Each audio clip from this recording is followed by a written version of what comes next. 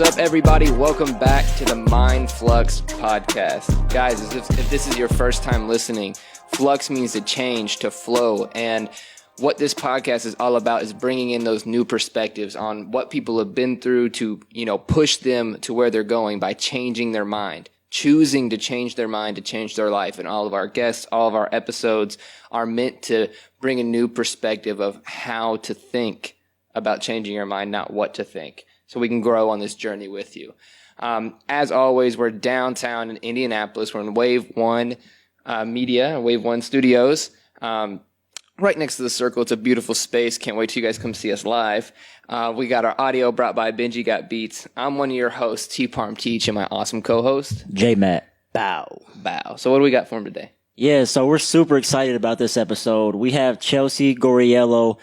She's based out in LA. Super successful young woman, very inspirational story. She's a drop shipper. She went from 0 to 6 figures in 6 months. So I'm very excited for you guys to listen to this episode and learn from her. She had a lot of great things to say. Yeah, me too. All right, we'll pass it over to the Zoom. What's up, everybody? We're officially live with Chelsea Guarriello. I'm Tristan. I'm your host. Fresh from the studio to the Zoom screen, and there's Josh here. Awesome. Let's get started. Chelsea, tell us what you do. I do e-commerce. Oh my gosh, e-commerce. It encompasses so many different things. Who would have knew? But ultimately, it all falls under the umbrella of e-com. I started off as a drop shipper, and that's kind of opened up a lot of different doors. Now I do some affiliate marketing. It's a whole world of e-com that I knew nothing about 2 years ago. So drop shipping primarily, digital marketing, marketing. So yeah. Awesome. You said you got started 2 years ago? Yeah, 2 years ago. And to clarify for guests, like drop shipping, what's difference in like e-com drop shipping versus just like selling your own clothes? What's the difference? So drop shipping is actually selling products online with no inventory whatsoever. So you are working with a manufacturer who will deal directly with your customer kind of on your behalf. So it takes out a lot of the legwork of the traditional, business, storefront, boutique type of vibe that we think of. When we think of those things, we're like, oh gosh, inventory, storefront, business loan, rent, lights, overhead. So drop shipping kills all of that. I'm definitely grateful to have come up on drop shipping 2 years ago. Yeah, thank God for the internet, right? Yeah, right. Thank God. So, and we'll get into like how you even got started, but like let's rewind a little bit. Just tell us where you're from, kind of your background, and like how you even got started with dropshipping. Okay, so my background, I'm originally from the Bronx, New York. I grew up in Florida. Once we moved there, I was like 10 years old. We moved to Tampa, Florida. Went to college in Tampa, went to USF, went to FSU. So, I spent a lot of time in Florida. Then I moved to Atlanta after I graduated from FSU, and I went to school for criminal justice and psychology. So something totally left that I do absolutely nothing with these days. I'm with the felon. I don't even know how any of this happened, but I rushed to get done with school, graduated early, did everything super overzealous. And then, I graduated in the heart of a recession, and it was like, what am I going to do? Can I curse on here? Or is this like some, okay, well, I'll try not to. Whatever you need to do. Oh, don't tell me that. I'll go spark up a blunt real quick. I'm just kidding. I'm not kidding. Anybody that knows me, anybody that works with me, they already know like what it is when we work together. So That's kind of what it is usually, but I'm gonna be good for y'all right now. So anyways, went to FSU, graduated early. It was a recession. Times were really, really hard. I didn't know what I was gonna do to make money.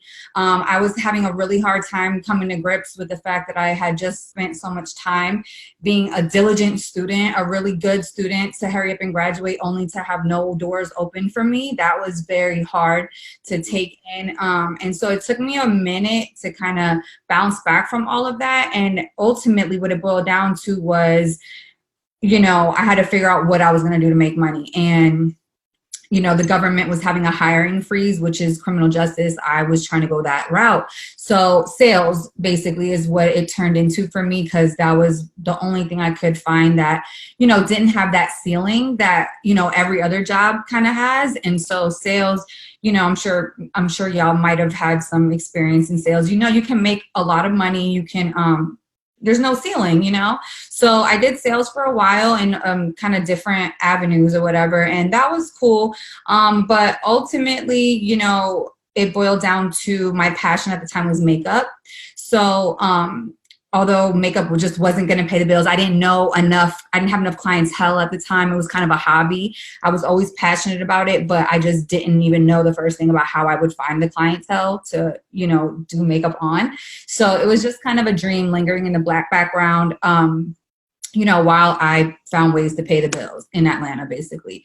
And so, so little by little, I finally made the leap into being a full-time makeup artist. I just, I didn't want to work retail anymore. I was working at Verizon at the time. I was about to get fired. Like, I just couldn't handle the pressure anymore. And I was like, you know what? I'm just going to jump out there and I'm going to do makeup. Like, I had a couple clients. I was like, that was my first real taste of being an entrepreneur and being on my own with no, steady income or no guaranteed income. And it was hella scary for me. I didn't, as a single woman in Atlanta, you can imagine it was just like a whirlwind straight out of college. It was like, you think you're grown, you think you know everything, and then you're like, what is life? So, it was a lot of bumping my head, a lot of tribulations, a lot of bad times, but a lot of good times too. I learned a lot about myself and I met amazing people along the way. And, that's ultimately what led me to be able to do makeup in LA. So I'm very grateful for that. But yeah, so makeup was my introduction into being an entrepreneur. And, after about 8 years of being a makeup artist, moving out to LA and being a celebrity makeup artist, I thought that was my goal forever, to work with celebrities and be in like the limelight and like make these people beautiful, travel the world with them and like see my work on TV, billboards. Like, that to me, when I was living in Atlanta, was like that's all I wanted, until I realized like I'm still broke and like this is cool and all, but like they're rich and I'm broke and I'm making y'all look great and I'm broke. So after a while, it just really started setting in my mind, like, you're an entrepreneur and everything, but you're still the help. And for me, that was like a big, like, again, punch in the face again, like, wow, something I once again aspired to do for so long. It started to feel like a job, and it started to feel like people were taking me for granted a little bit, especially when the money was involved. And it kind of made me reanalyze everything. And so I was still doing it to pay the bills, but at the end of the day, it was running dry for me. I knew it was only a matter of time.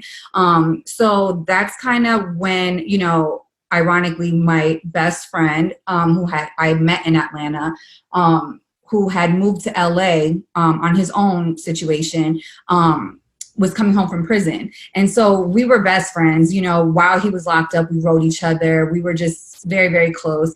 And so I had made the transition to LA, like I said. And so when he came home, it was just like perfect, like one of my closest friends, plus me being out here, not really having anybody who I felt really, at home with. And so basically, long story short, now we're together. That's the father of my child, and but it was hard, him coming home from prison was a big sacrifice that I had to make, whether I wanted to deal with someone like that or in a situation like that. And if it wasn't for the fact that we had been best friends previously and I knew the whole situation, you know, I wouldn't have gone down that road at the age that I was when I did. You know, that's stuff you do in your 20s when it really doesn't matter. But when you're a grown ass woman and you want a family and stuff, that's not really the first lane you hop in. So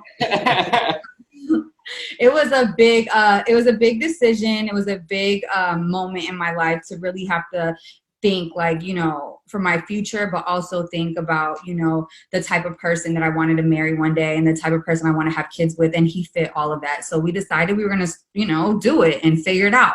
And then, you know, shortly after that, life settled in and we were just like, what the, like, how the heck are we going to do this? Because it's one thing to go to prison and come home with a lot of plans and a lot of ideas for yourself and your family.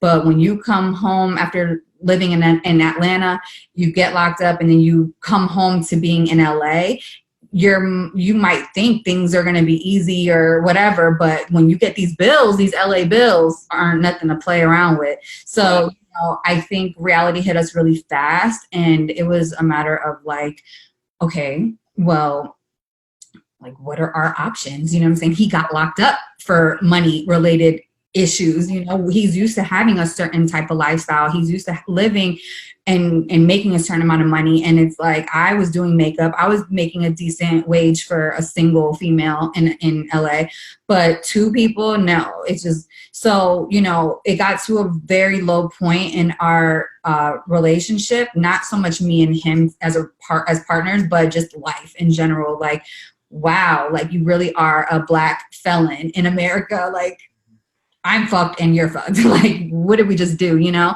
And we really had to think about it and get creative. And, you know, like most of us, we don't read books. We don't do all the resourceful things that we're supposed to do that other cultures do. No offense. It's actually a really good thing. We need to do more of things like that. But I'm just saying, like, typically we don't, you know, and that's why I feel like we miss out on so many opportunities that other people, other cultures, other groups, whatever, do. And so anyway, we started reading books, and I get asked this all the time, what book was it? And I just cannot for the life of me remember. But it was a book. It was probably like this thin. It was a little paperback book, and the title was something along the lines of like, you know, like 1,000 ways to make money from home, or, you know, some bullshit book like that you overlook. And I got it because it was like cheap on Amazon. And at the time I was broke. I'm like, something's got to give. I need God, show me a sign. So I like read this book, right? And it's literally one by one up until like 1,000 or 100, whatever it was. And I'm reading each one like, I'm not about to babysit. I'm not about to pick up dog poop. I'm not about to go walk dogs. I'm going through, I'm at the last page and I'm like, nothing's gonna work. I'm just destined to be broke forever. Like, this is not gonna, you know? So finally it was like maybe the fifth one from the bottom, and it was like drop shipping. First of all, the name, I was like, that sounds cool. Like, what's that? Drop shipping. So each one had like a paragraph under it where it gave like a brief description. And I was like, I kind of like the sound of that. And it sounds like a broke person can do that. So I'm going to try that. And so I remember I told my boyfriend about it, and he was just like, no startup money, like no this, no that, no loan, no that. Okay, we qualify for all of those. So how can we get started? Yeah. And so from there on that day, literally my world became obsessed over e-commerce, drop shipping, Shopify, all of that. And I just never would have. I'm so grateful for that little paperback book because, yeah, it really changed my life, being exposed to it and taking initiative more than anything, because it could have been one of those things that I just overlooked and just said, yeah, I'll do that tomorrow. But you know how it is when your back is up against the wall, you don't really feel like you have till tomorrow. So you make it happen like now. So right. We jumped right in and bumped our heads, fell down the stairs, got hit by semi-trucks the whole way until finally it was like, something's got to give. I have to find somebody who knows what the hell they're talking about, and I need them to help me. And I will give them the nothing that I have, but I'm going to beg and then, you know, figure it out. And that's just what it was. I lost thousands of dollars. I lost basically most of my savings, which at the time wasn't much, but I mean, it was enough to be a couple $1,000s, you know, at the time. So it was scary. It was scary times, you know. But when you have a partner you're doing things with, it does make things a little bit easier, who can help support you and work their asses off a little bit extra to throw you some money to put towards this or towards that, you know. So I thank God for him. You know, I was the ones that was more hands-on with the learning parts of it, while he was focused on doing his odd jobs to scrape up money for me to experiment with. There were so many times I'd be like, babe, I need, you know, I think I can run this $50 ad and maybe I'll get some data. And he's just like, another $50? What happened to the last $50 yesterday? And I'm like, we got some add to carts. I don't know. Like, it was bad. It was so bad. Wow. But at the end of the day, he didn't know what the hell I was talking about, but he held it down. So, you know, he was personal training when he first came home. That's what he was working out crazy in prison. So he came home like, you know, I could get some clients, and he made it do what it do. And he threw me enough money to really get my feet wet with it. And within 6 months we made 6 figures, and I just never, ever thought I would be able to do that. I mean, wow. I did deep down knew I was going to like make it one day, whatever. But once them sales started coming in, finally, it just made me feel like unstoppable. Like I could do anything. Like I've been from the bottom to like, wow, somebody in a whole nother part of the world just bought something that I sold them that I didn't even have. Like I didn't even buy it and I sold it. Like that to me was like, heaven opened up and was like, bitch, you made it. So, you know. That's awesome. So it's crazy too, because like, you know, you purchased a book, like you had no idea what was going to come from it. And it like literally just like changed like the trajectory of your life. So speak on the importance of investing in yourself, because it happened by accident, but I'm sure like after that happened, you realize like how crucial that is. Like, so crucial. Like, now, anytime I'm feeling down, anytime I'm kind of confused about life, anytime I need like to pull back and like reassess things, I'll go and I'll buy a book on Amazon, Audible. Now, I'm not going to say I have finished them, because I'm like a chronic, I'm like a shopaholic, but not when it comes to clothes and shoes anymore. Now it's like courses and ebooks and fucking every ad that comes my way, I'm like, yes, shop now. Like that, I'm the biggest sucker, and I do it. Like, so I don't even know why I fall for it, but it's like the right people are targeting me because I want what you got. Like I'm right. I want to learn it all. I think, you know, it takes a different type of person who's like inspired by knowledge and inspired by like staying abreast of like what's new. I'm not like a big techie person, like, oh, what's the latest this or I don't know shit about shit really, but I just know that like when you want something and you want to learn something, you have to do your due diligence. And, you know, for me, that was drop shipping, and I just laser focused and I went hard. Anything drop shipping related, groups on Facebook, books, ebooks, newsletters, whatever that was drop shipping, the focus groups. I signed up the meetups in LA. Like I went and met with strength. That's not even me. Like that's not my personality, but we would get up like, look, there's some meetup in Santa Monica. Like I don't even know who's going to be there, but like maybe we should go. We went. It was so weird, but it was cool. Like we met people who did what we did finally in real life, like in person. Because before that, it was just YouTube, you know what I'm saying? Like,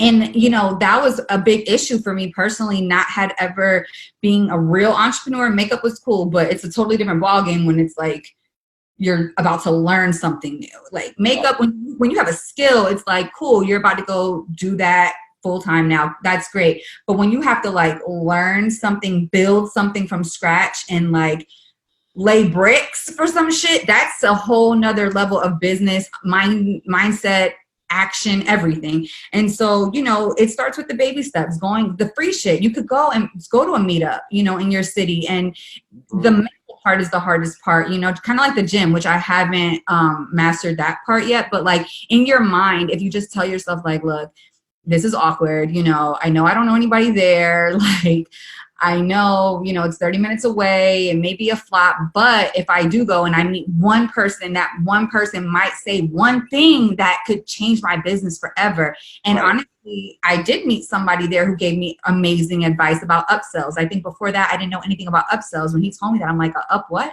What's that? Like, my mentor didn't teach me about that. Can you put me on? For sure. Now we're face to face, game changer. Like, you have to put yourself in situations to be exposed to those game changing moments, because if you don't, then it's like you only know what you know. You know what I'm saying? And you don't know what you don't know. Right. And that's what we talk about on the show, like the information and the people.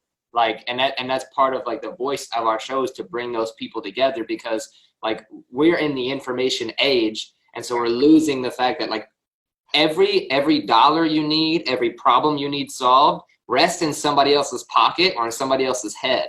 Like, it's not like we have all that information, but applying it as a human being is different. You need other human beings who have applied it to do it. And like, we've shared that so many times. We're actually writing like the Introvert's Guide to Meeting New People and Events, like right now, as a tool for people. Yeah. So like that is spot on. And the second thing that like I thought of, like I had all kinds of thoughts while you're talking, but my thoughts. Yeah, I know. The next thing that I like really took away is a Naveen Jain. He's an Indian billionaire. Yes, he's on. I'm supposed to shit in a bag and send it off in something. Exactly. He's on a mission to end disease, and like he has like the plan, the business, the people, the money to do it. But one thing he's a doctor. Exactly. With people who know what he's talking about, and they're executing it and making it happen with him. Like, that's exactly like the ultimate entrepreneurship, solving problems on a world level. And what he spoke about, one thing when he said on stage that like has like really set in the past couple of weeks is like, everybody's looking for their passion, right? And and then like some people, they may find their passion. Like you even said, I'm super passionate about makeup, but the passion doesn't always lead you to where you want to be, because you'll follow a passion around, just like a relationship. And so a passion could be healthy or bad. He says you have to find your obsession. And what flipped for you is like, once you saw this one little tab, you went from a little bit more information from passion to all of a sudden obsession, where it was completely emotionless, until you lost money or won money. But it was an obsession of like, this is a real thing, and I am going to figure it out for myself. And I'm going to figure it out for the people around me. And emotions come second, the passion comes second, and then all of a sudden it turns into a passion, obsession, and fulfillment. And like, it's just awesome. And amazing. Like, honestly, when you put it like that, it just gives me chills, because hearing that like reality transcribed into words and put so like when he said it, it made me be like, holy shit, like I'm gonna be so rich. Because I don't ever hear anybody talk about fuck passion. Everybody's passion, bitch, passion have me fucking broke. Like, that pisses me off. I'm tired of hearing about passion and like, oh, what do you want to be when you grow up? Oh, well, just don't worry about, just do whatever, your heart. What? Like, no. So once I heard him say that, I was like, oh my God, it's okay for me to feel like that. It's okay for me to tell people like, I'm not passionate about makeup anymore. And even if I was, like, it wasn't making me no real bread. Like, I had to keep it moving. Like, to me, I'm still nervous about the reactions I'm going to get, like people who put me on in the makeup world. And it's like, I'm so grateful for that. Don't get me wrong. And that really was what I was passionate about. But it's like, I'm trying to make a legacy out here. I'm trying to really leave something for my kid and for, I'm trying to teach some people some shit, and like you just said, education, information, that's $1 billion industry. And so, this is my new passion, 100%. And obsession is what got me here. I super got obsessed. I guess I'm prideful too. So it's like, I learned something, I got exposed to something that sparked an interest, and I took immediate action, full force. Like, granted, I didn't have anything to fall back on regardless. You know how people get distracted and people, whatever. I didn't have the cushion. I didn't have the comfort zone back here. Like, oh, if that doesn't work out, you could just do this. I guess I had makeup, but in my mind, I didn't, like, it wasn't enough to pay No. So I needed this to work. And I got so obsessed. I dropped weight. Like when I tell you I was losing weight, people were like, are you okay? And I'm like, yes, I'm fine. Like I'm better than I've ever been. Why? Like broker than hell. Like hadn't slept and probably literally people, it was crazy. Like my boyfriend, babe, you gonna come to sleep? No. Why? Why would I sleep? Am I done? Like, why are you asleep? Like, let's talk about that. Like, we used to get into it. He'd be like, babe, we gotta sleep, babe. Like, come on. Like, I gotta go train in the morning to give you $50 for fucking ads. Like, you gotta sleep, you know? And so I super obsessed over it, you know, and when like I said, that first sale just made it all worth it for me. And it made me just want to go so much harder. And, you know, now that I'm teaching other women, I mean, I teach everybody, men and women, but now that I'm a new mom, women have a super soft spot. You know, for me, moms do. I used to think that shit was so corny until I almost died giving birth. And then it was like, oh, wow, like women really are fucking superheroes. Like not, I know it's like, I don't know, it kind of feels corny. It feels so cliche and like men, kings, women, queens. But like when I tell y'all a woman, like even if y'all knew what I went through to have my child, it's like, it's amazing feeling and so empowering to know that like we as people, we're capable of so much. We're capable of so much and we can really move mountains by our passions or our obsessions. And like people will listen to us if you have a message. I mean, that's why celebrities, that's why Donald, everybody, we have a message. And it's like if you choose to use your passion or your message or whatever to actually take action and help change people's lives, like it's monumental. And like the blessings just come in. I mean, you guys have a podcast. This is dope and it's, you know, super dope. You're exposing word to masses. That's so powerful, you know, and just seeing people limit their own creativity in their own minds, that hurts my heart, you know, because people don't even know like the things that I've been through. They don't know the things he's been through, the things we've seen, the things I'm sure y'all have seen, but it's like we still got here. Like we can't make excuses and live in our past anymore. Now we just have to fight the fight, get through it, and then use that as your testimony later. But you don't have time to keep crying about some shit. Like you have to pick up the pieces and figure it out, you know? And so, yeah, I love what I do. I love meeting people like you guys. Like this space has turned into such an amazing like family because it's like so many like-minded people that are all hungry. And, you know, that's why I created my course. That's why I have such a tight affiliation with my students, because I just feel so honored that people are actually like investing in themselves, but because of me, like right. I'm the vessel that's inspiring people to actually put their hard-earned dollars like into something because I'm telling them that it worked for me, you know? And that to me is just like, oh my God, thank you. Like, thank you for letting me expose people to what helped me so much in my life. You know, I'm just so grateful for that, really. Yeah, that's awesome, man.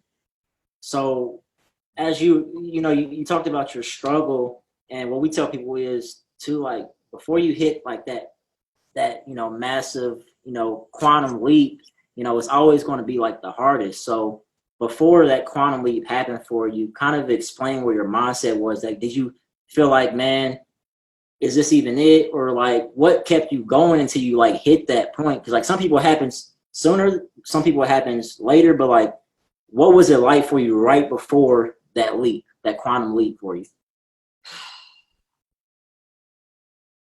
Right before things actually started to like make sense financially, I was tired. I mean, to be honest, there was never a time where I was going to give up. Like, I will say that, like, there were stressful times where, you know, the lack of sleep and like the hunger and all that was playing a major role on my brain. And it was like, Chelsea, like, you know, would it be easier to get a job? Like, yeah, he can't get a job, but you can get a job. Like, you know, Mac is asking for you to come back. You know, this show wants you. Like, you are turning down some opportunities, you know, like, are you sure this is what you want to do? And honestly, the scariest part for me was not knowing anybody in real life, because it messed with my brain a lot. I was like, you know, I go on YouTube, see all these young boys doing something that I never even heard of. And I'm like, so off top, you start with the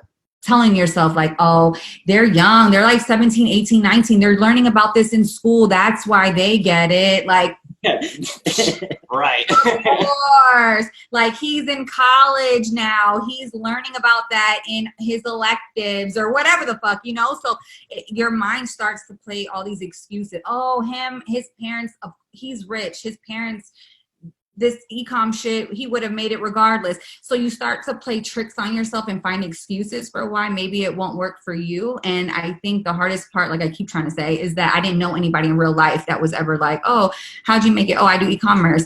That for me would have been so helpful to know that this was a real thing. But for me, instead, I would go on YouTube, I would see these boys, and then I would follow them on, or I would at least go check up on them on Instagram.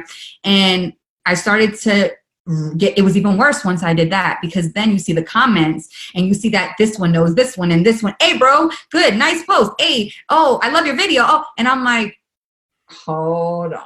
Now things are getting sketchy. Like, you know him and he knows you and did it. So are y'all just like, is this a scheme?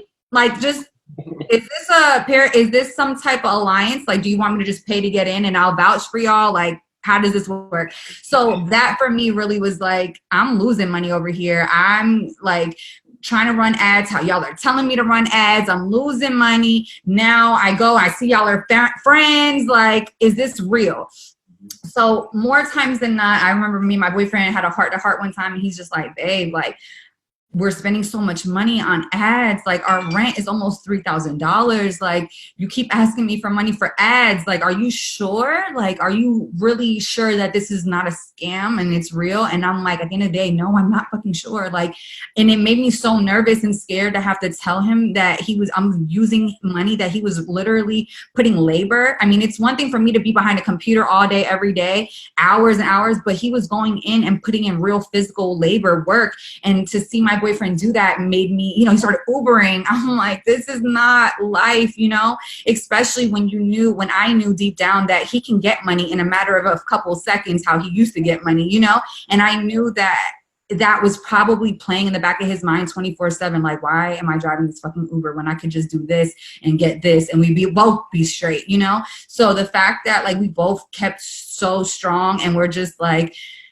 we're not going to go that route. We're not going to go that route. And even if it is not real, like, just give me one more month. And I remember I told him, I'm like, look, one more month of another Shopify payment, another this, how it is, all the fees add up. And then you're looking and you're like, wow, I've really spent how much? And I haven't even made a sale yet. So there were plenty of times where I had those moments of like, is this real? But it was never a moment of like, I can't do it no more. It was just like, man, I just need to know that there's like somebody I know personally has done this in real life, And so once I started working with my mentor, and, my first sales started coming in, that's when, I just remember our first $20,000 month, that was our first 30 days in.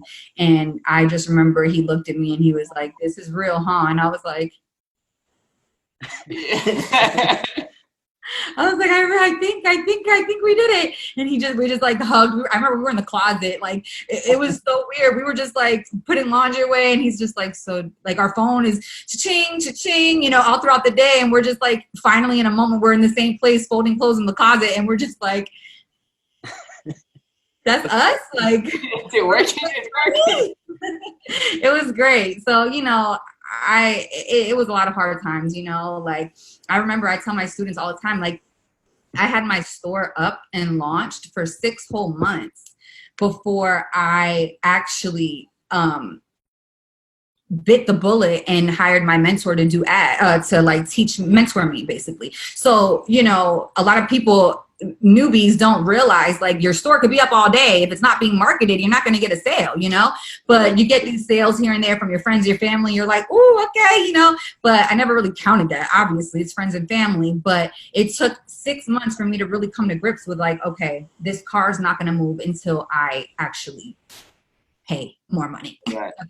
And so, that initial investment into my mentor was scary as hell, because that investment to me was gigantic and it was nothing compared to what I was about to spend on ad spend. So hearing, yes, you need to pay me, and then yes, you also need to pay for your ad spend budget, to me was like, is this a scam? Can I trust you? You're a guy, like I'm a girl, like you do this, I'm new to this, are you gonna play me? Like, are you really gonna help me? As a woman, we're so used to getting taken advantage of, like, unfortunately, that we're always skeptical, we're always scared, we always think something's a scam or too good to be true or whatever.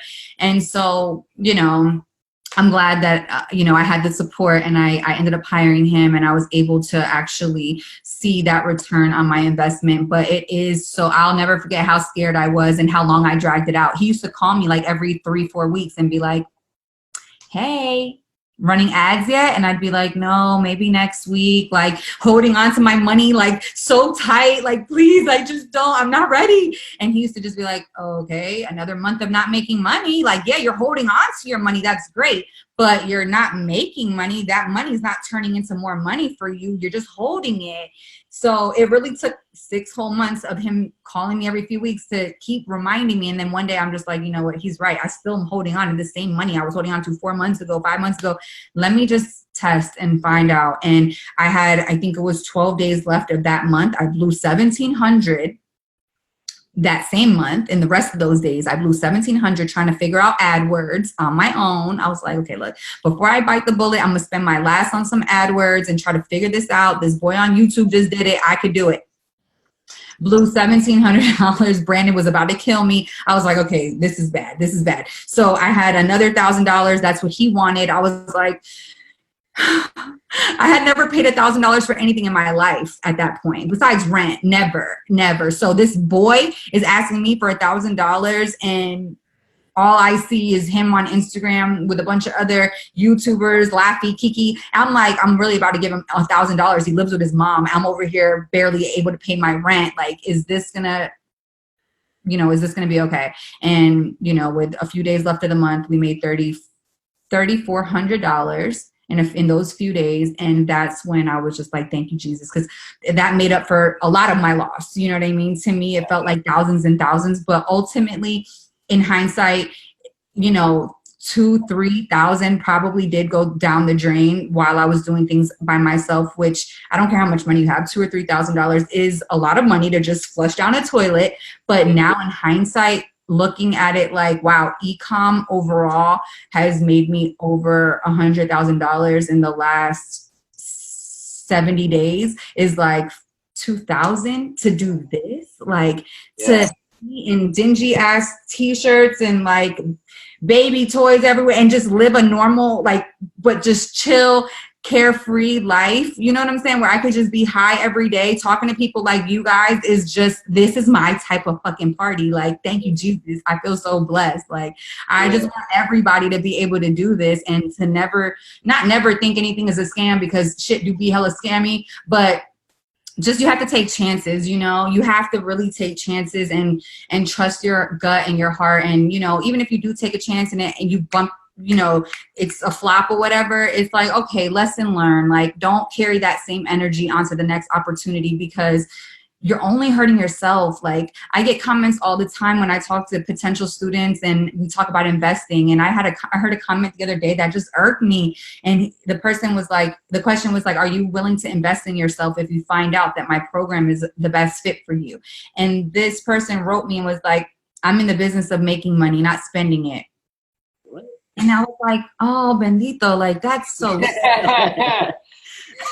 it just hurt my heart that, like, I used to be like that, it's just like a mixture of ignorance and just self-doubt and a whole bunch of just whatever bundled up into somebody that's not ever going to really make it. And that makes me really sad, because I want everybody to make it, but ultimately it boils down to the way you process and the way you think about life. And if that's the mindset you have, I could try to help you, but I'd rather, at this point, it's just easier to deal with the people who have already made that transition on their own. And I don't want to ever be pitchy or salesy. I want the people who have actually come into that natural awakening of like, I want to get here. And in order to get here, I have to invest something, the people that have come to that light on their own, those are the people I want to work with, because I don't ever want nobody to feel convinced by me, beg, nothing. Like, you have to see the value of what I can bring to the table, or what being an entrepreneur and a hardworking entrepreneur can bring to the table for you. You know what I mean? Yeah. So Yeah. And that brings like so many points like to the table. Like one is obviously the importance of mentorship. Like that can't be overlooked. Like we talk about that all the time, and like that's what we hope our show provides is like micro mentorship to teach people a little bit of how to think, right? Because like you're already watching some ads, right? You knew what to think, but you didn't know how to implement it, and like the people with that information cut that curve. But I think the most important thing is not even necessarily the risk you kept yourself in, but you refuse to regress. Like you would only move forward. And like that's what this show is about. Like change, like flux means to change and to flow, to change your mind. So like this show is like if the whole thing about mind flux is like if my life is not where I need to be, like I need to change something, but it always needs to go forward, right? Yeah. You guys, you said you could have easily went back to what put you in the situation you were in. Like your boyfriend doing all this work for you with a lot less effort could have easily put himself at a risk to go back to prison to make the money. But you guys refuse to regress. Like you just one more month. Like that's not it. Like if other people are doing it, we can too. Like we can do anything. Like staying in that mind frame that like we cannot go backwards. Like I got to learn something. I got to invest something. We got to do something, but it's got to go forwards. Like that clearly didn't work. We're not going to go back to it. I think that is like the most important lesson learned. Like, and what happens naturally for people who say, like the people who say, I'm in the business of making money, not spending it. Right. Like they're in that state of regression. Like they're in that state of, or just no progress. If you're not going forward, you are going backwards because everything else is still moving. Yeah. And I think that is like one of the coolest parts about your story is that like you guys really you could have made it easier at any moment, but you refused to. Any moment. And it would have really took very little when you talking about a whole professional. Okay. This man was used to a lot of money. Okay. So, and you know, that just put so much pressure on me too. I mean, not in a bad way. But in my mind, knowing how easy it would be to just make that quick little flip, I felt like I needed to figure this out right now, or I could possibly risk that because at the end of the day, I wasn't the one putting in the labor. He was. So at any moment, you know, I just knew he's probably going to get fed up with this. And he's probably all my failures, or not failures, but all my not figuring it out yet is probably really discouraging for someone like him in his position to be fresh home from prison with all these excited ideas and to see those already flopping because you're in LA and it's like, okay, that sounded good, but that's not really what it could be right now. So for me, it was just like, whoa, if I don't show this person that like this is a real thing, then he's going to feel pretty defeated probably. And really, you know, have to come to terms with the fact that a decision that he made so many years before has really affected him for the rest of his life. And, you know, I was with him every day at the halfway house, picking him up, driving him to this place, that place to apply, and just seeing him walk back to the car like, they don't accept felons. No. And just being in the car, quiet, no radio, no nothing, on the way to the next location that his probation officer gave him to go apply, and just feeling so like, you know, me, like, you know, that's my best friend, but maybe we shouldn't be together. Maybe I should just be his homegirl. Like, I don't know if I really can do this, you know, but being like, I could never leave him. Like, if I were to have left him back then, it's just like, what would he have done? You know, I mean, he's super strong. Probably he would have figured it out, but it's just the fact that like, I was feeling defeated for him. You know, who knows what he was thinking, but just when all those doors keep closing on you, you know, I was just like, I have to figure something out. Like, this has to work. Like, America cannot be this fucked up if just because you fuck up one time, like, I have to figure this out. So the fact that it really proved itself to be a real thing, that all it took was like heart. I will say that it took a lot of heart, but it just took, like you said, constant progression. You know, the days that I felt the most tired, the days that I felt like, you know, I didn't want to do this shit right now. Like, I need a break. I watched YouTube all day. Like there was no break, bitch. Like no break. Like literally no breaks. The days that I wanted to do nothing, I literally would be like this in my bed watching every YouTube, every Hayden, every damn everything until my eyes felt like they were bleeding. Like that was a down day for me. You know what I'm saying? And you can't let up. That is the difference, you know, like I talk to so many aspiring entrepreneurs, and anytime we talk, it's like, they're here, they're there, they're doing this, they're doing that. And I'm like, when are you actually like grinding? Like you're on this trip, you're here at this mall, you got this on, you're always in the mix, any party, any club, any concert, whatever. But it's like, how do you get money for real? Because entrepreneur, this shit takes work, unless you've been at it for like years and it's automated or something, you know, by then. But it's like, ultimately, there is no breaks. Like I could be on vacation. Yeah, it looks good, but best believe my phone is in my hand 24/7 because I'm checking on something. Like there are no breaks. You know what I'm saying? Like, especially, you know, when you're building and you're broke and you're not where you need to be, why are you doing anything other than building? I really don't get people, that's like a big pet peeve of mine when people, because I know what it's like to say, if I say I want something, I'm going to go bonkers getting it. So when someone else next to me is like, yeah, I want this, but then I see their actions are that, it blows me, because I'm like, don't come to me crying. Don't come to me telling me, oh, why isn't it working? Oh, because it's like, I've been there and I did something about it. Like, you're pissing me off. I don't work with people like that. I don't talk to people like that. That's why I talk to everybody before they enroll in my course. I'm not like these other people that just put a link in their bio and be like, go sign up for my course and blah, blah, blah. Then you never hear from them again. No, I protect my energy 100%. And I try to protect the energy around me and the people that I bring into my circle. So I need to make sure that the people that are enrolling in my program have the right mindset, because I'm about to expose them into a whole group, a whole pool of hungry fucking people. And there are people that really believe in themselves enough to invest into me in my course.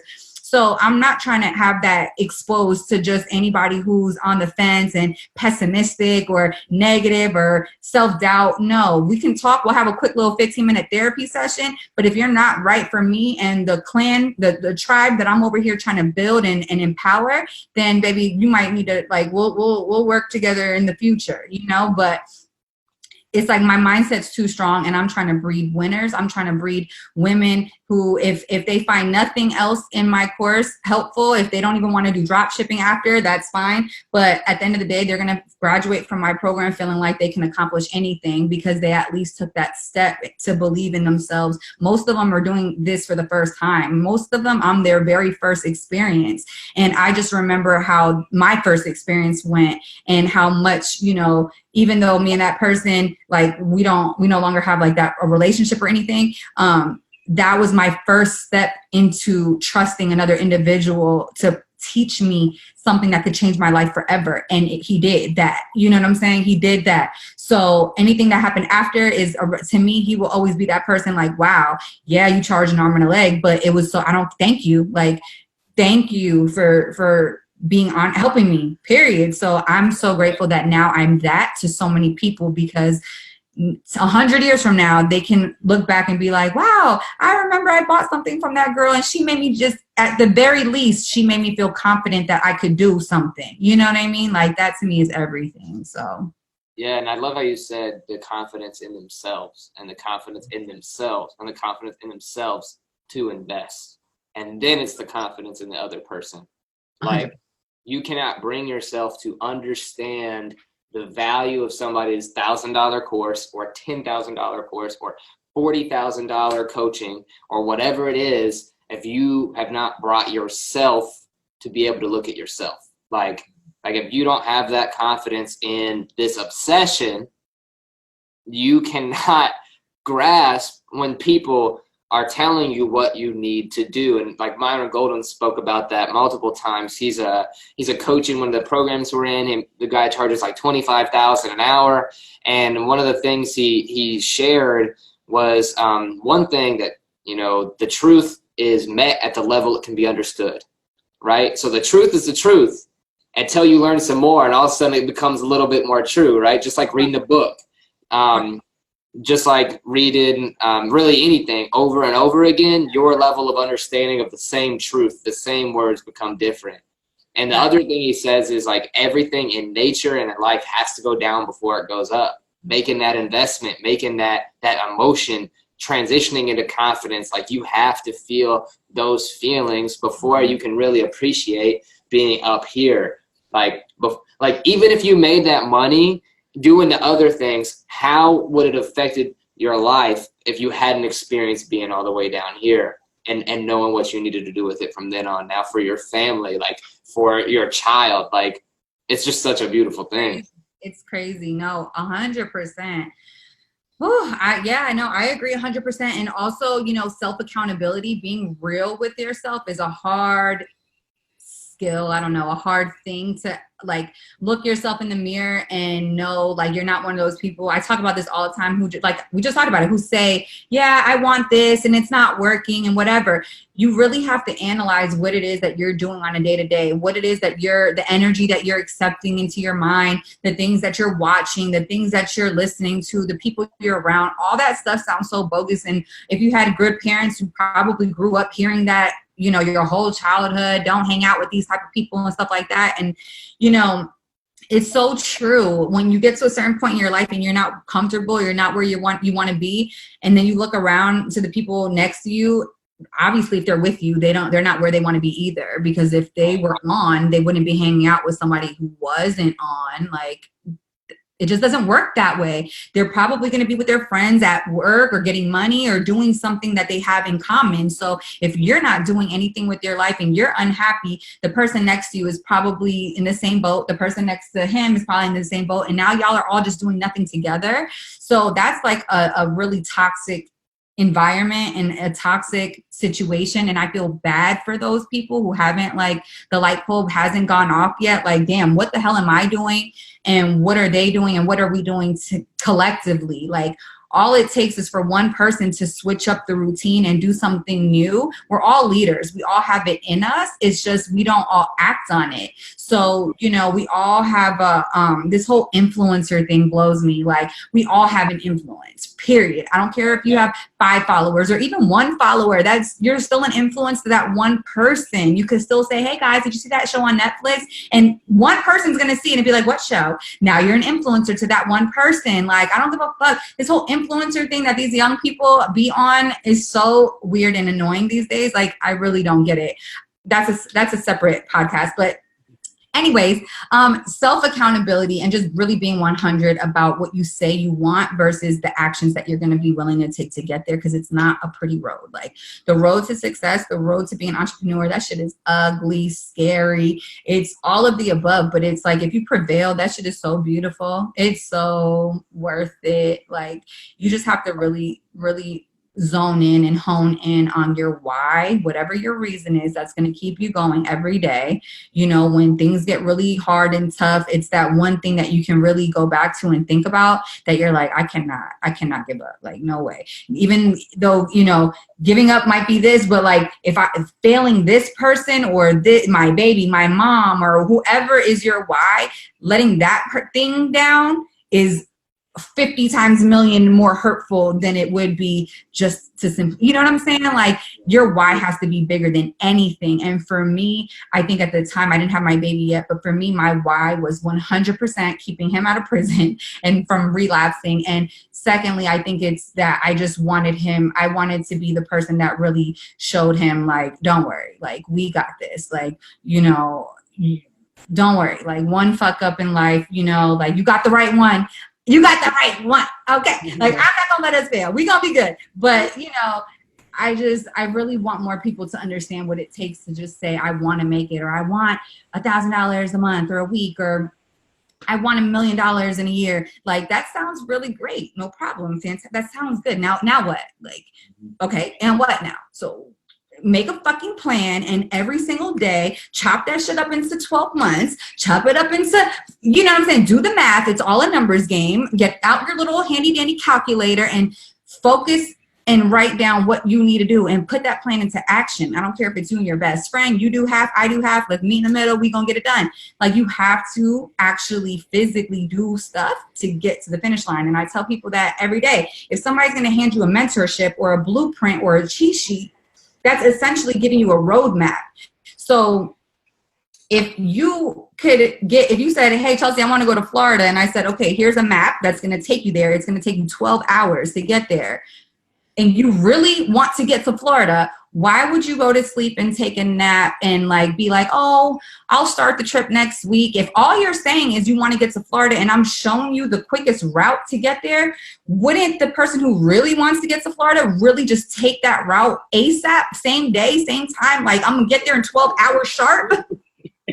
I don't get it. Like, isn't it kind of like, duh, 1 + 1 is 2? So that's kind of how I look at it. Like, I feel like anytime you're in a position to meet somebody who's willing, because it's so hard to find people who are really willing to put you on or to help you, or mentor you or give you the real coaching, hold your hand, whatever. Anytime you experience someone who's genuine, because there is a lot of bullshit out there. I'm not saying buy into everybody or everything, but when you could feel it when it's sincere, when it's real, when you have an opportunity to work or mesh with somebody like that, take the freaking opportunity. Like, figure it out later. Like, what will come from that relationship could really change your whole life, change your whole world. And it's happened to me time after time after time. I invest every month. I spend an obscene amount of money in something that is just like, oh, did I really just pay that for that? But the connection that I make with whatever investment it was is always pays off. And I'm always like, yes, another, like, yes, I'm so glad I did that. Like, I was scared as hell when I paid $4,000 for that or $3,000 or whatever. But I'm just like, yes, that one bit of advice, like, and I just wish more people would do that, you know? And that's how the rich keep getting richer, though, because it's like, we all have mentors. Like, that's the thing that people look at so gimmicky and so mentorship, like, why would I pay you? But it's like, bitch, I got what you want, right? Like, don't you want me to pay you? Like, I don't get it. People are just so stressful.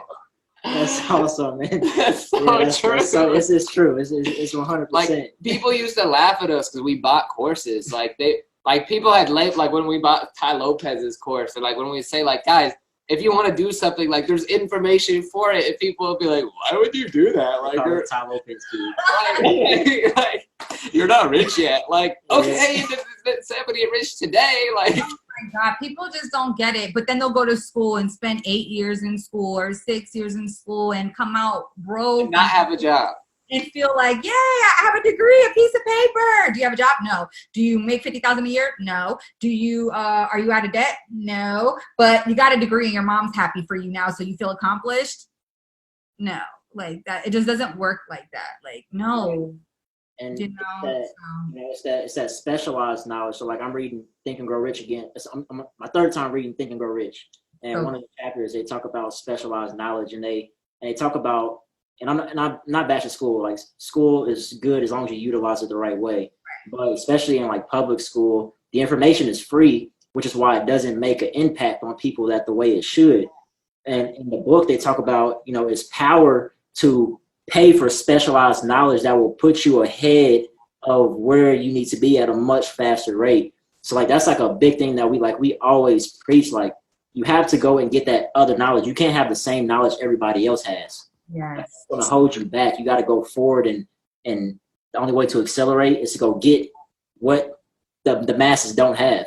Yes, you have to. You know, I tell my students all the time, like, I will forever be a student at this point, I'm obligated to, no matter what, I will always be a student of drop shipping, whether I move on to other ventures, whatever. As long as I'm selling that drop shipping course, I'm going to be a student of the game, because now I have an obligation to the people who have trusted me. So now, no matter what, I'm going to attend the seminars. I'm going to keep my mentor, which he wasn't going nowhere anyway, but I'm just going to stay very much in the industry because I need to stay current. I'm not going to be one of these people making $1 million selling their course with 2015 information in it. Like, I refuse. Like, my name is people trust me. Like, I care about women. Like I said, we have a hard enough time. So I just want to be 100% transparent and real with the people who join my community. And I want to always make sure that I have my ear towards whatever my mentors have. That's the thing, like that specialized knowledge. When you invest in a mentor, you're essentially getting access to the people and the knowledge that you would have never ever had access to. These rich people don't know us. Like, we will probably never be in a room with the Bill Gateses and the whoever's all up here making billions and trillions of dollars. Like, but one of our mentors might be, or our mentors might be. And so when you trickle all that down, yes, it's like you have to, what'd you say? Creating your own family tree. Exactly. Like the wealth generates wealth, like just because of the connections and the power. Like literally there are people going to prison and getting sued right now for getting their kids like into college, like for paying for it, right? And like, or having like for years, like getting people into college has been based on connection. Like, what do you put at the bottom of your job? Referrals. Like, it's like who you know with the information or the connections is so important. That's spot on, because your mentor might be there. Like, just like if you think about like your grandpa's grandpa, if they were to buy real estate and had been a real estate tycoon, your grandpa probably would have been. And like, they're not making more land, you'd probably be rich. Are people like, oh, well, you know, they must have came from money, or, you know, their parents put them on. It's like, okay, but you have a person telling you they'll be your mentor, they'll be your mom, they'll be your put on person, your big brother, whatever. But then that's spammy or that's scammy, whatever. It's like your own family didn't do it. You're not even my blood, and I'm willing to teach you, but I'm gonna do it for a little fee, and you're gonna tell me like, so you just don't want to progress in life is what you're saying. Like, I mean, it's sad that we don't all grow up with, you know, these fantastic butterflies and whistles and like, oh, here's $1 billion when you turn 21. Like, we don't all get that, I guess, but it's like, grow up. Like, now you have YouTube. Now you have people who you can communicate with. We're not like we're not prisoners. Break through. And if it's not in your group right now, go ahead and place yourself in a group that it is, so that you can, you know, collect this information organically. And that all it takes, like, we're communicating every day. We're on Instagram, meeting people all over the world every day. Oh my God, I'm calling my mom. Sorry. I look down and I see mom. No, like, you know, I slide in DMs all the time. I'm like the queen of sliding your DMs. If I have a question, I'm going to ask you. If I want to meet you, I'm going to ask you. If I want to link up, if I see you're an influencer in my city, I'm going to, and you do what I do, I'm going to DM you. Like, you don't have to respond. You don't have to say yes, but I am not going to say I want something and not go chase every avenue to get it. That's just, it's an oxymoron. Like, your actions and your goals, your wants have to be in line, or you're just not going to move. You're going to be sitting here like this.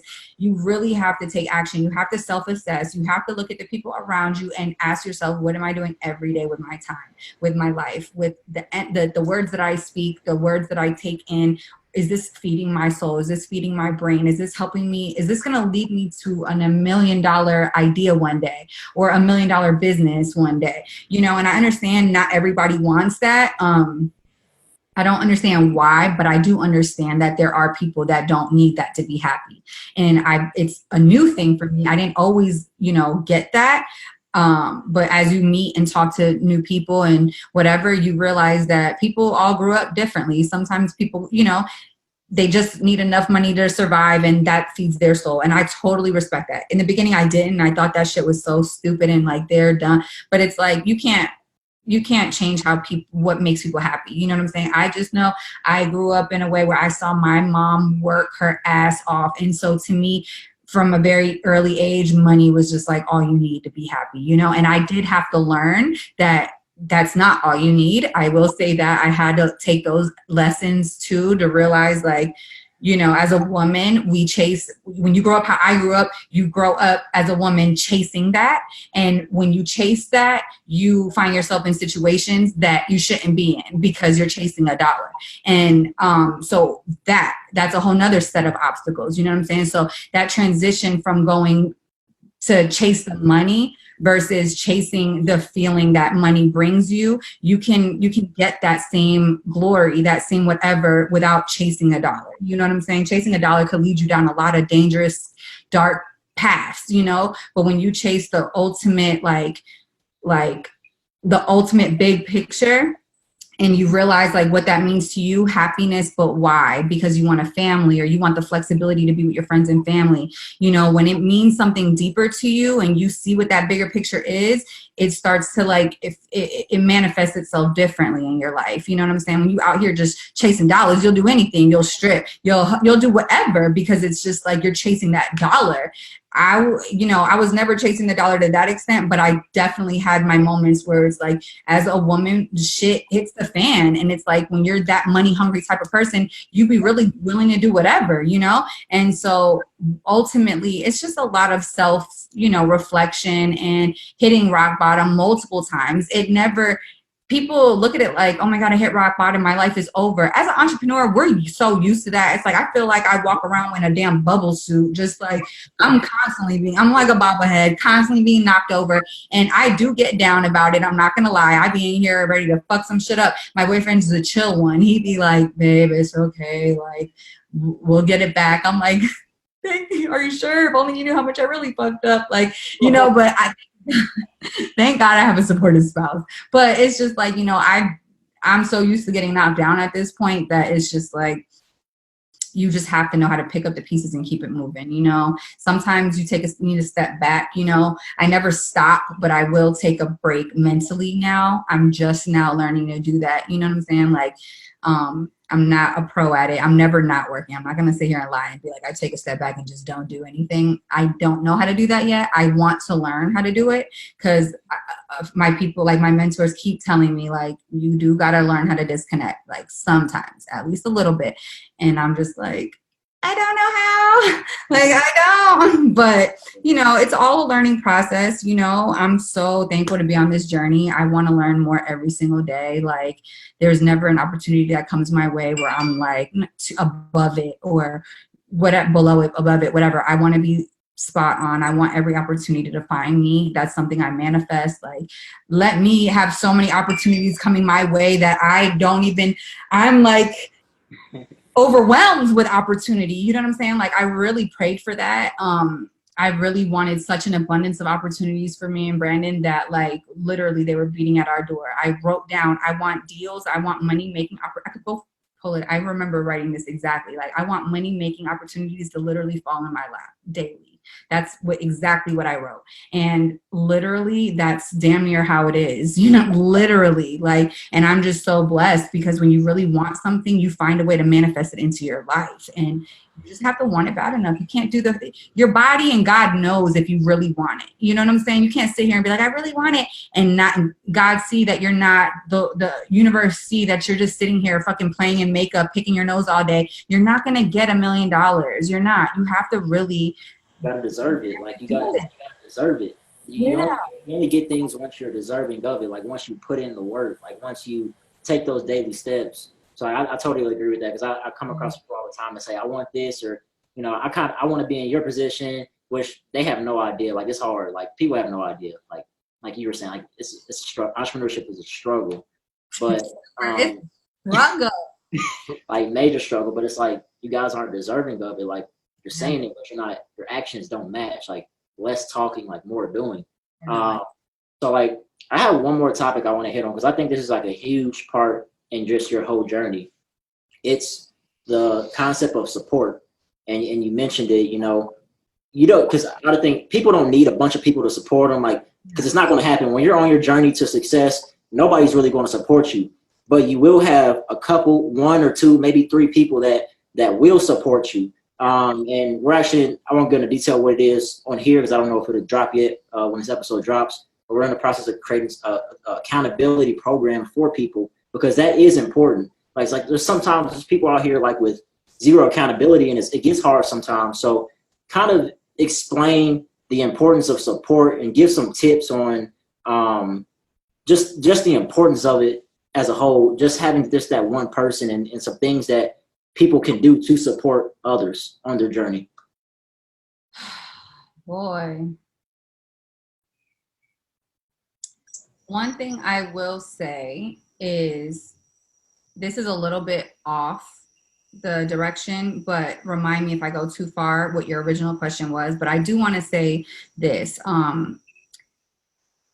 People will learn to support you when they respect what you stand for and when they see the passion. They may not understand it at first. You know what I'm saying? Like, oh, I thought my phone was so you start hearing things as an entrepreneur, you start going crazy. Sorry. Anyways, but yeah, like that drive, that sparkle in your eye, that hunger, that glow you get when you're working on something new or when you believe in something, you know, in the beginning, sometimes it turns people off. That's a struggle of mine. I hang out with new people in some way, somehow it always turns into business with me. Like I can only kiki and haha about, you know, irrelevant shit for so long before I'm like, so how can we get some money? My boyfriend be like, babe, like they don't even know us. Like you can't. And I'm like, why? Like, I don't really want to get to know them unless we could get some money together. But it's like when people start to see that that's what you stand for and that's what you're about, they will eventually come around. The ones that are meant to come around and be around you are going to support you eventually in whatever way that they know how to support, you know. And if for the ones that like need that initial like quick support and whatever, my own mom, I'm not going to say anything bad about her or anything like that. She just comes from a totally different you know, college, this, that, like cookie cutter type of situation. And she's also an entrepreneur, her and her husband, my stepdad. But I will say they haven't quite learned how to like be entrepreneurs without what's the word, like without being like strapped to their business, so to speak. Like they're 24/7 working, you know what I mean? Like they've created a job for themselves, but they're entrepreneurs, you know? And so for them, they haven't really found the glory in entrepreneurship. To them, it's actually had a lot of hard moments. I mean, it has for all of us, but you know, when you're like a real slave to your business, it feels different because you feel like you're a fucking workhorse, you know, for your family, for your store, your business, whatever. And so, you know, as much as I know my mom wants to support and, you know, loves me to death, will give me her last, whatever. She's a super supportive person. The whole idea of me being an entrepreneur has always scared my mom.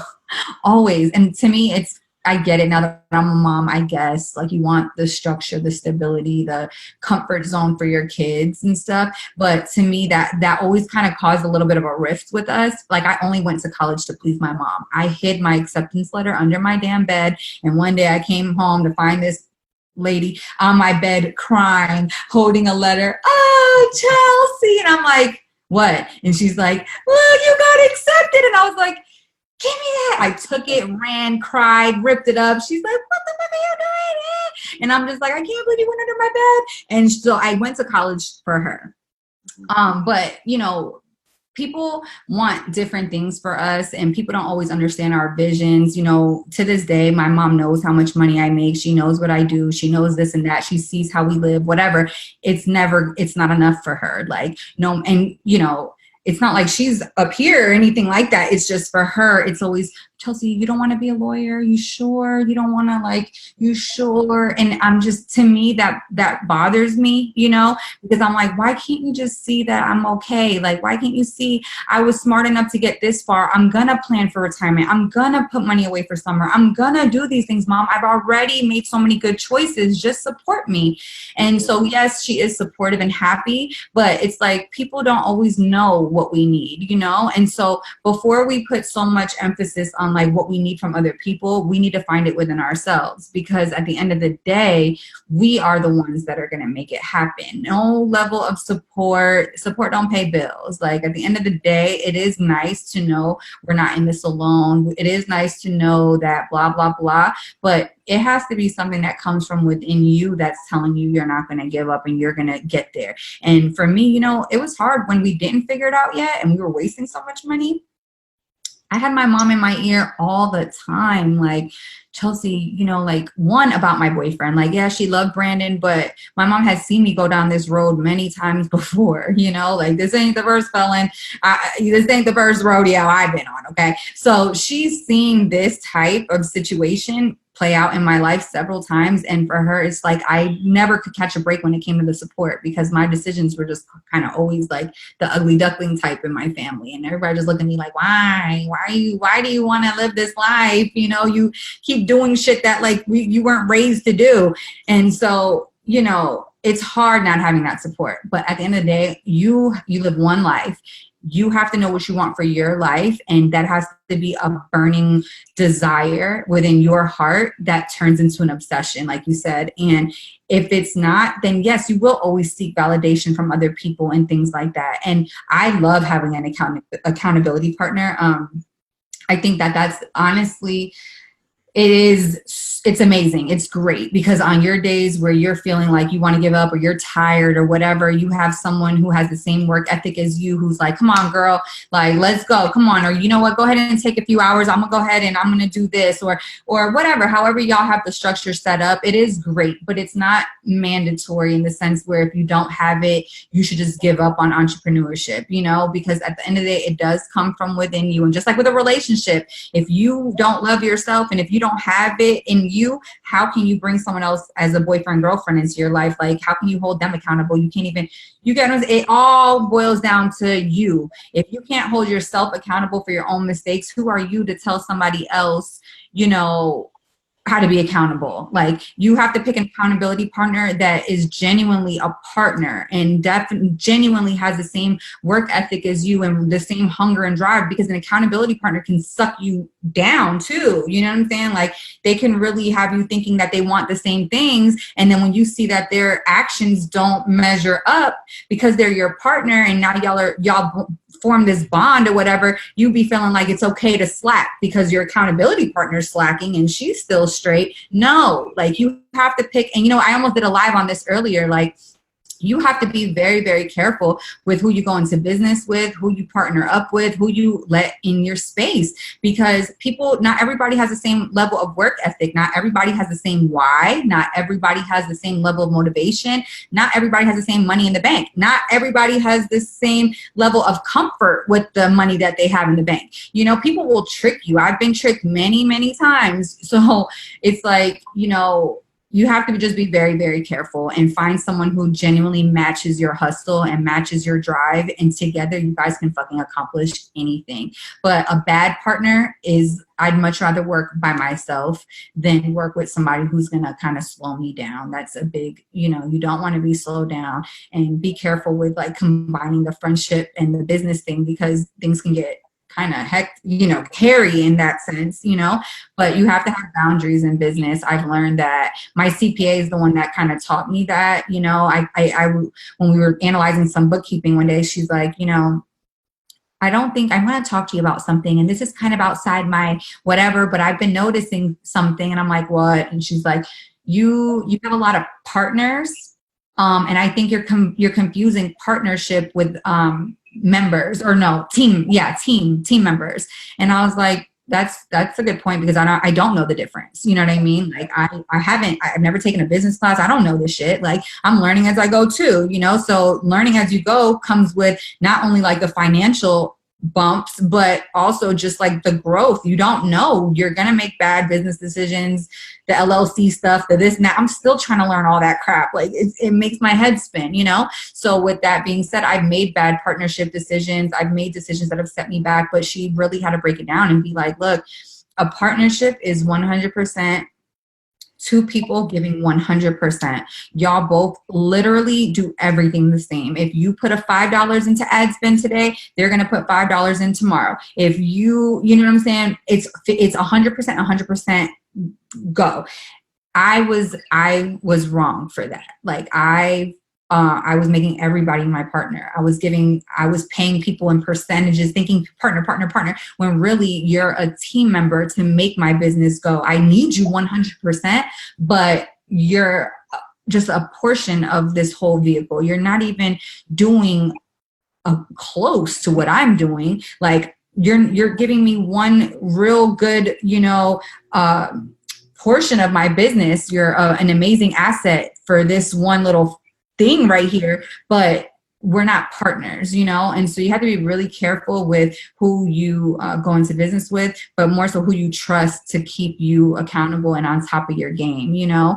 But I definitely think that one thing I heard, I think it was at Thrive, and it leads to like the first point that I started to make, you know, when we manifest things and we talk about things out loud, not in like a weird, annoying way, but basically when we live our walk and walk our talk and we really make it a lifestyle, you know, the people around you will notice. And just like with Naveen Jain, you know, how he's not the doctor, he's not this, but he stood so strong in his truth, and he like lived it, talked about it, studied it, and became so radiant with the you know, energy that was associated with this new thing he was working on, that the right people came to him. And there's always, I can't remember if I read it or if I heard this at Thrive, I don't know, but like there's always someone that's going to be around you that has the power or the knowledge, even if they know, if it's not them directly, if they know somebody that would be able to change your situation. You're always going to find yourself, you may not know it, you're not going to know it, there's always somebody that has a connection to something or someone that can help you get to where you want to be faster. But closed mouths don't get fed. And if you're not talking about your passion, if you're not talking about where you want to be in life, that guy at Starbucks that's in the line behind you that might be a $1 trillion investor isn't going to know to be like, hey, buddy, like, I like what you're talking about. Like, you want to talk about a loan or something? You're not going to have the opportunity because you're sitting there not ever living in you're not breathing it, you're not speaking life into that project, you know? So you really have to like be out here, like, you know, if you're not where you want to be yet, don't be in your house cooped up trying to figure it out. Go do that at Starbucks. Let somebody walk by you and be like, hey bro, I seen you in here for the past week, what are you working on? That one person might just like your drive, even if he right. you have $0 in your pocket, but he's going to see how dedicated you are 8 a.m. every day at Starbucks. You know, that stands out. That type of behavior is, I mean, somebody might think you're a creep, or they're going to, but either way, you're going to get noticed. And so, you know, there's always going to be somebody in your life that has the position or power to help you move one step further. And right. It's all about the energy that you put out. It will attract the person that you need it to attract, just like it did with Naveen Jain. And now look at the impact he's making on all of our lives, you know? Right. So you just, your own support. Yeah. I mean, that's what it's boiling down to, is like you 100%. Really create your own support, because the people who think you support you will like fall off. And I swear, it's so true. Yeah, you can't sweat that shit. You really can't.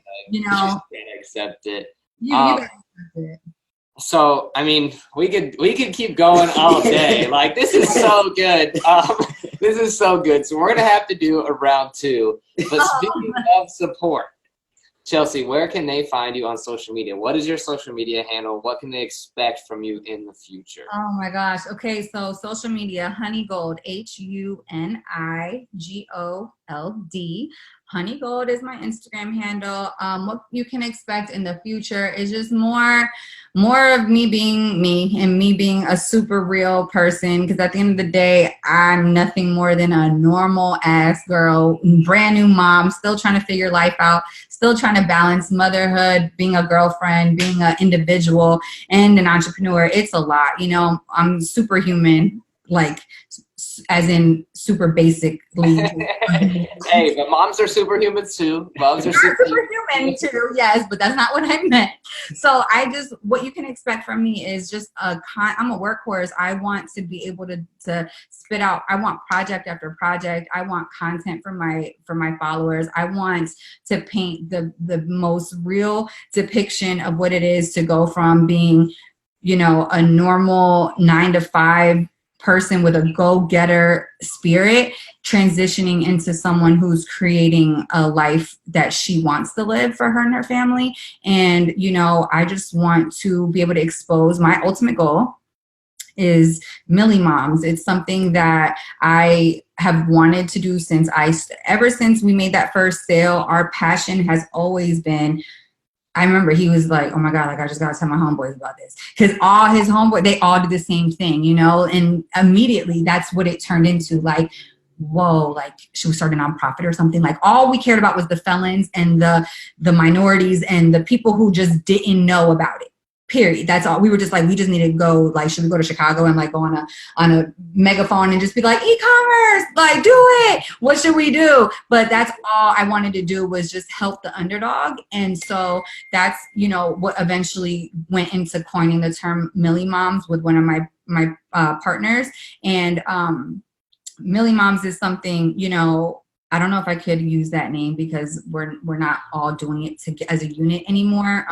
We just all have too many projects going on separately to kind of do it together. So I might have to change the name, but ultimately that's my vision, is to help 1 million moms learn about e-commerce. So I don't know how I'm going to get there. I don't know, you know, where I'll be in the end grand scheme of things, but I know ultimately that is my goal, is to help women and people, whatever, but 1 million moms learn about e-commerce, because being at home with your children is something I'm so blessed to be able to experience. I don't miss a beat. I don't miss a spit up, a snotty nose, a dirty diaper. I don't miss anything. And I just wouldn't want any mom to have to, if it was her choice. Like, some people love working and that's great. But if you're someone who goes to work depressed and sad, and I can't imagine when I'm going to have to eventually leave her to go to school or something. But it's like, for the people who don't want to experience that, like, you don't have to, and you shouldn't have to, because our kids need us, our families need us. And it's not fair that women have to go leave their kids and go to work and stuff while their babies are with whoever. And it's just a hard thing for me to grasp, you know, for what it would be like for a mom to have to do that. And that's 99% of moms that have to do that. You know, you get a short little maternity period and then bye. And that our babies need us. Like, no, it cannot be that way. So if, you know, my goal is to just keep trying to make that transition seem as real and not scammy as possible, so that more people can believe in themselves enough to take that risk, that chance, that whatever. And yeah, ultimately help as many moms as I can. Wow. Well, thank you. And then like, thank you for like telling your story. Like, I feel like so many women are going to be impacted by this, and like, we're definitely gonna have to do a round two. Yeah. Like, for sure. Like a part two. And our, you know, soon to be released accountability program, we're sure you could be an amazing lesson, you know, in the course as well for people. Just, definitely. I mean, young women could learn so much from your story and everything that you've done, including, you know, supporting like one final thought that I want to leave our guests with is, like, when Josh mentioned support, what came to my mind is you had every reason not to support somebody that you cared about on paper, and you still chose to do that. And in society, like, we are taught, you know, men are supposed to be breadwinners and everything, and then that opportunity was literally stripped away, and you put the pressure on yourself, and a pressure that you didn't have to do, and you created something so amazing, and now you want to create it for other people. Like, you guys immediately thought of felons, you thought of all those other people. The magnitude that speaks to, that's what this show is about. Like, you can change not only your life, but the people closest to you's life, and the ripple effect of thousands and then millions of people as well. So I'm really grateful to have heard that and to see that you guys are doing that firsthand. Thank you. That's awesome. Thank you so much. I really appreciate y'all even taking the interest. I've never done a podcast. This is my very first. Hopefully it leads to millions and millions more, but I'm very honored to, you know, be on y'all's platform and to be exposed to your network of people, because that just helps spread the word, like you said, even more. And I know that's clearly what y'all stand for if you have a podcast. So I think that's super awesome. You know, I didn't really understand the power of podcasts until I started going to these events and stuff like that. And it's just amazing that you can create a platform, once again, entrepreneur minded, where you can create something. You don't even need a skill. If you didn't, not to say y'all don't have a skill, but you can do this without having a skill and learn so much through other people. So where you're just sharpening your own skill set, you know, just living through the mistakes that of the people that you're interviewing. So I think that's brilliant. I think it's so smart. I think it's so dope, and it's very impactful. And so kudos to you guys too. Yeah. And guys, definitely, you got to follow Chelsea Honey Gold. That's an awesome name, by the way. You guys got to follow her. And thank you for your time. We're going to stop the recording and head into the studio. All right, you guys. Have a great day. Thank you. See you guys. And we're back. So the first thing that comes to mind for me from Chelsea's episode is by all means necessary. Like, Yeah. I mean, their story is so incredible. What they could have done and chose not to do it the right way. And that is mind blowing, because when we talk about entrepreneurship, everybody's chasing the money, but they chased what was right at the same time. Do you have any key takeaways from her story?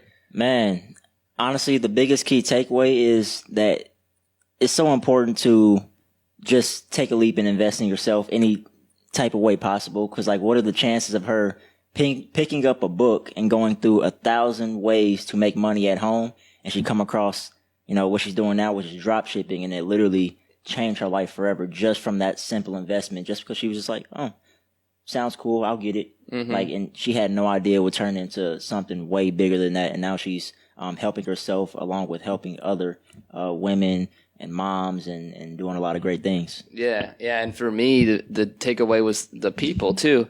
Like, we always emphasize the information and the people, and she also chose to go to events and chose to put herself out there and be uncomfortable, and lo and behold, she met that one person that had a little bit more information than her and had a little bit more experience, and it completely revolutionized like her life and what she was doing.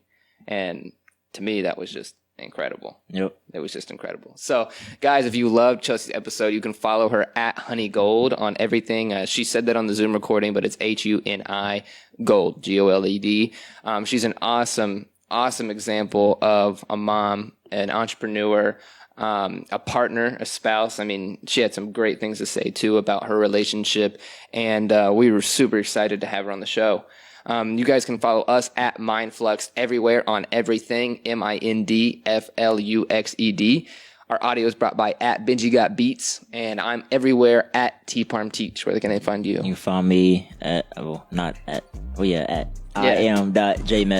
on Instagram. There's no bow though at the end of the year. There's no bow. No bow. All right, guys. We'll see you next week. Peace.